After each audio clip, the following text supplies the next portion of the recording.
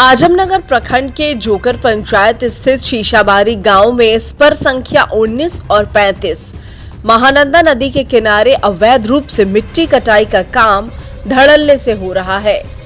प्रशासन पूरी तरह लापरवाह बनी हुई है।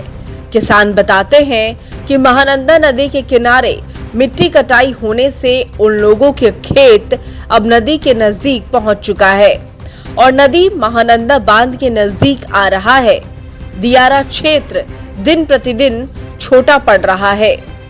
ग्रामीण ये भी बताते हैं कि मिट्टी माफिया के द्वारा लगातार 10 दिनों से जेसीबी और दर्जनों ट्रैक्टर के द्वारा अवैध रूप से महानंदा नदी के किनारे मिट्टी कटाई का कार्य हो रहा है, जिससे गांव में रहने वालों को काफी परेशानी होती है। बांध के बगल में मिट्टी काटता है, ऐसे बाढ़ पानी में आएगा ज्यादा ही जल्दी आ जाएगा पानी, फिर बांध का बहुत तकलीफ होगा, फसल भी ऐसे मार पड़ता है। बहुत दिक्कत है कि लगती आ रहा है बगल पे, बांध के बगल पे। इस बार तो इसी चलते पे बांध कट गया है, तो इस लोग को बोलते हैं तो बच्चा कह के कुछ नहीं कहता है।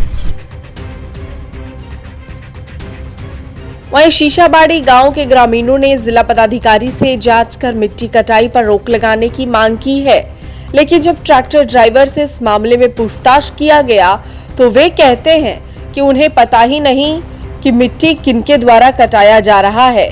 वो तो बस ट्रैक्टर लेकर मिट्टी गांव में देने जा रहे हैं।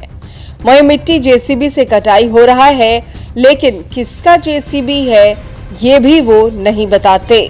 ऐसे में देखा जाए तो आजमनगर महानंदा नदी शीशाबाड़ी गांव के नजदीक पिछले बार 2017 में बांध भी आ चुकी थी, जिससे सैकड़ों गांव महानंदा नदी के आगोश में आ गया था।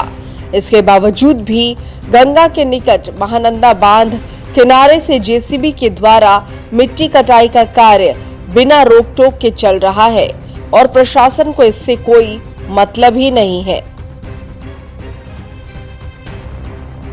जयप्रकाश भगत, टाइम्स न्यूज, आजमनगर।